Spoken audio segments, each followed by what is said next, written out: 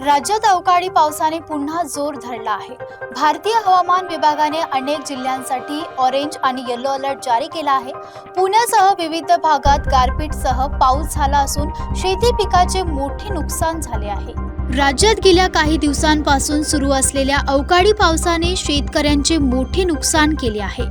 भारतीय हवामान विभागाने मराठवाडा आणि मध्य महाराष्ट्रासाठी ऑरेंज अलर्ट जारी केला असून पुढील 5 दिवस पावसाचा अंदाज वर्तवला आहे। पुणे, नाशिक, जळगाव, सोलापूरसह अनेक जिल्ह्यात जोरदार वादळी वाऱ्यासह पाऊस आणि गारपीट झाली। शिरपूर बाजार समितीत शेतीमाल भिजून लाखोचे नुकसान झाले।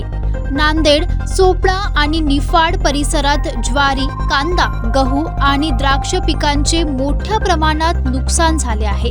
काढणीला आलेल्या पिकांवर पावसाचा मोठा फटका बसला असून शेतकऱ्यांकडून तातडीने पंचनामे करून नुकसान भरपाईची मागणी केली जात आहे।